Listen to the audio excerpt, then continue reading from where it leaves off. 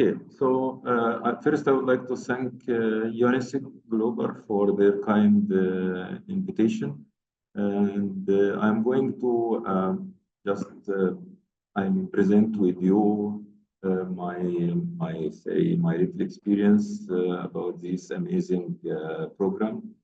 My name is Mohammed Khalil Ibrahim. I am CLTP 1 graduate, as Mrs. Gray Kawashima usually say, dinosaurs of CLTP. And I'm currently a professor and chairman of the Aerospace Engineering Department at Egypt-Japan University Science and Technology in Alexandria, Egypt.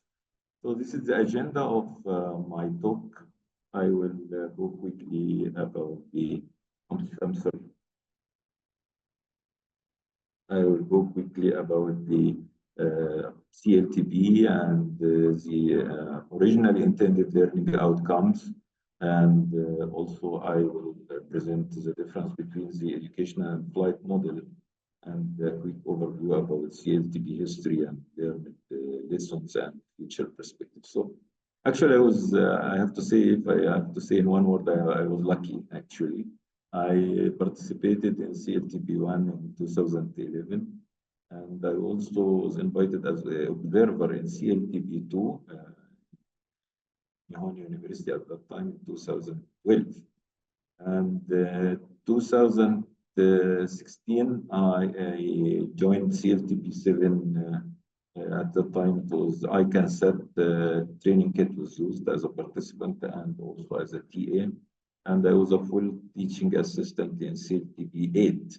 In which it was the first time for HEPTASAT to be implemented in CLTP program. So CLTP, as you know, it's a training program. It's a training program that was established for the participant to experience the whole cycle of CANSAT or CubeSat development, from the basic design to the launch. So whatever UAV or helicopter or model rockets. So it will experience, the participant will experience the whole process of satellite development. So the intended learning outcome was mainly, as written here, it was to realize the vision of UNISEC-Global, which said by the end of 2030, let's create a world where university students can participate in practical space projects in more than, or I mean, in all countries. So it was also the intended is to experience the whole AIT process, which means assembly, integration, and testing process of an educational satellite, and to develop and realize the payload. Also practice teaching of educational satellite to a group of people, and finally, last but not least, disseminate the CubeSat CANSAT technical knowledge to the local community. So this is showed the main difference between the educational and the flight model. So there is many comments here, like the EBS, the communications almost the same, CD and DH or onboard structure. I mean, sometimes we do evaporation test also for educational satellites.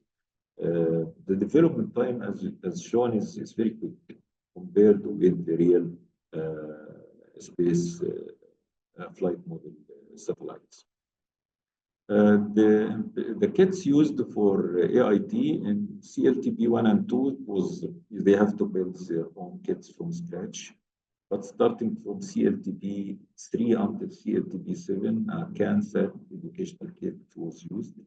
And there was a room for development where they have here, as you can see, is the universal board shown in the middle of the CANSAT, in which the participant can develop its own payload subsystem.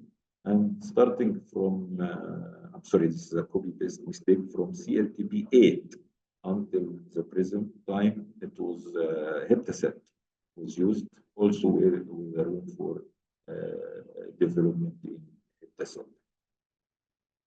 So this graph showed the different cycle, and as I mentioned, 1 and 2 was they built their own satellite from scratch, and it was around 1 month training.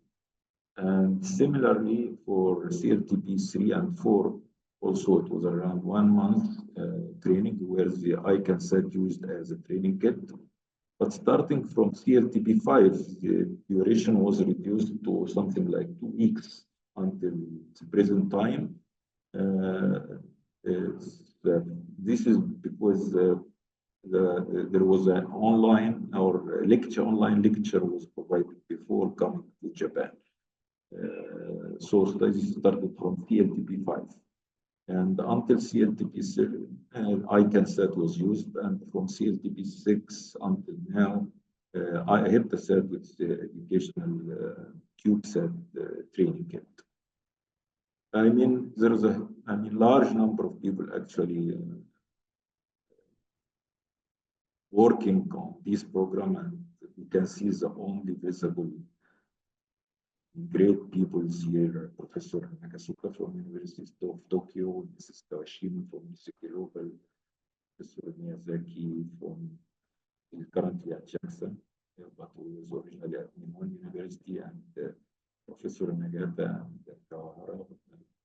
Actually, Nagata Sensei was the chair of UNISEC, and Professor at Hokkaido University, Professor Kawahara is the chair of UNISEC. Also, my teacher, Professor Akiyama, is the main instructor or the manager of CLTP1. Professor Sahara, manager for CLTP3, Professor Shirasaka, CLTP4, and Professor Tutanio, CLTP from 3 until 6, and Professor Yamazaki from CLTP8 until the present CLTP. So we have around 143 graduates from the different CLTP cycles, and from 57 countries. So the number is increased rapidly, and we also have more graduates every year. So this slide showed the distribution from the different countries. We are here in Egypt, have a great opportunity to participate in more than one time, also from Mexico, from Philippines, from Turkey, also from Europe and Africa. So the learned lessons here, educational kits are indispensable for teaching satellite engineering in a limited time, and it will allow us to focus more on the mission, which is the real objective of a space or space system.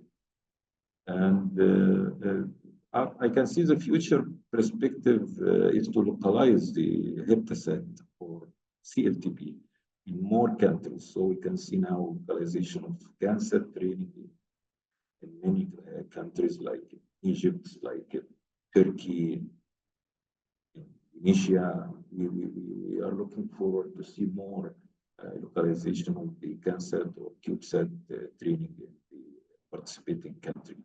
And to conduct, for the CLTP, the current CLTP program in Japan, I think we can think about conducting more advanced training, which will be, closer as much as possible to the real CubeSat.